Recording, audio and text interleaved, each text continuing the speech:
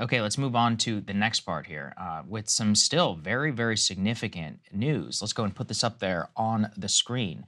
Israel has confirmed that two American hostages that have been released, they were Judith and Natalie Runnon. They had been in Israel celebrating a relative's birthday and were at a kibbutz only a mile away from the Gaza border. Now, those hostages were released after the United States brokered some sort of negotiation with Hamas via the Qatari government. So the Times of Israel actually has some of the details, if we can move to the next one here. And it's pretty significant. So what he says is that following Hamas's release now of two hostages, one of the pressure points from the US and EU governments is they're trying to get Israel to hold off on the ground invasion, quote, fearing it'll all but scuttle efforts to secure any additional hostage releases for the foreseeable future. The Western governments are currently pressuring Israel. They all have citizens that are unaccounted for and believe that as more time passes, the harder it will be to secure those hostages' release. The governments recognize the ground invasion is very likely and are not telling Israel not to launch one,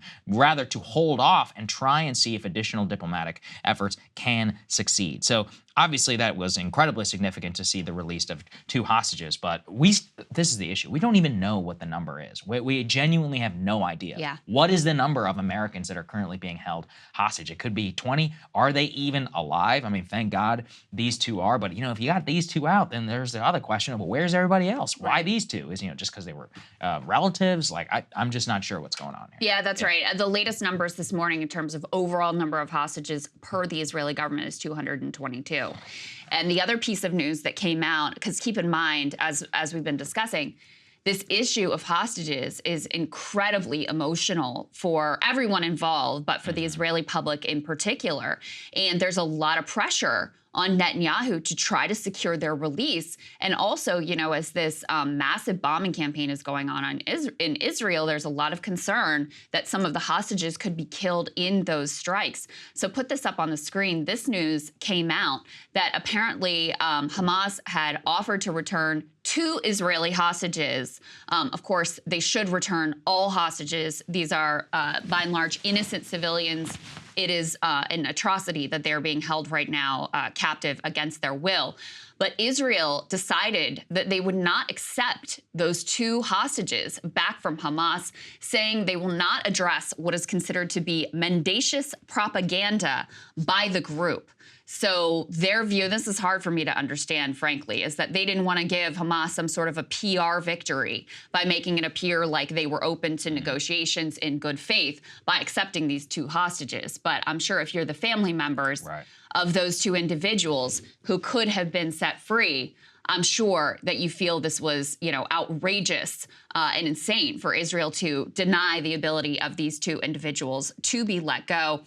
Once again, just to underscore for you, put a 10 up on the screen of the way that this hostage situation is being handled and what a political nightmare this is for Netanyahu right now. This is an analysis from Haaretz. The headline here is Netanyahu is petrified of the hostages' families. It could impact his judgment. Let me just read all of this because this is actually insane what he has done here. So first he gave a statement to the nation on Saturday evening. This was like a week ago. He claimed to have spoken to those who lost their loved ones or whose fate is unknown. No actual family member of a hostage was identified as having spoken to him. Okay, so that's that. The next day, he finally meets with a group of representatives from the Hostages and Missing Families Forum, when suddenly a man who claimed to also be a relative of a hostage entered the meeting, starting praising the prime minister, saying he trusted any decision that he makes.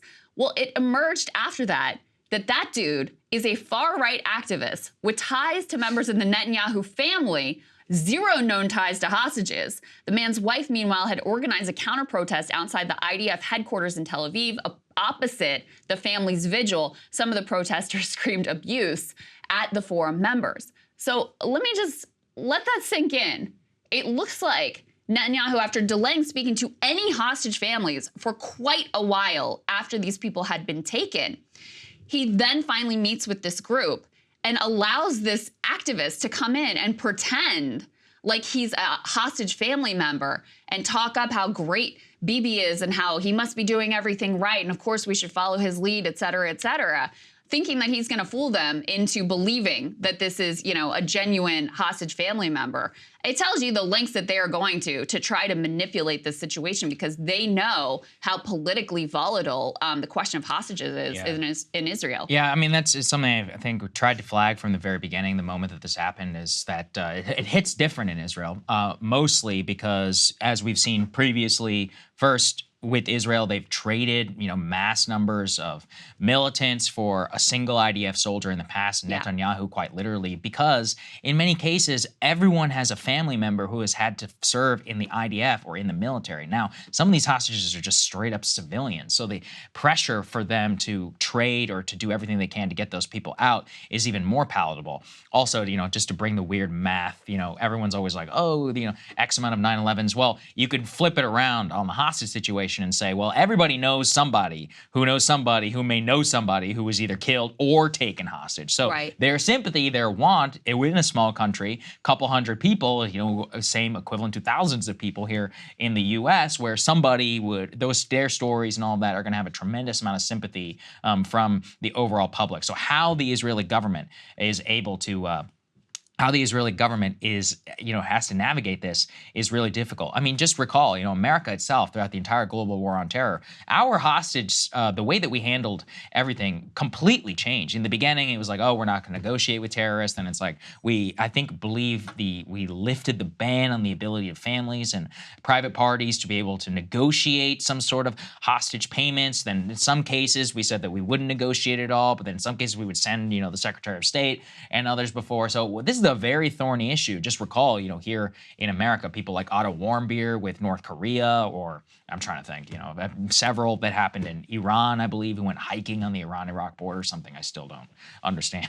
The people who got captured in Afghanistan, Bo Bergdahl, there's still a lot of controversy around many of those decisions. So magnify it by like 20 whenever you're thinking about the hostage situation in Israel. Hey guys, if you like that video, go to breakingpoints.com, become a premium subscriber, and help us build the best independent media organization on the planet. That's right. We're subscriber funded. We're building something new. We want to replace these failing mainstream media organizations. So again, to subscribe, it's breakingpoints.com.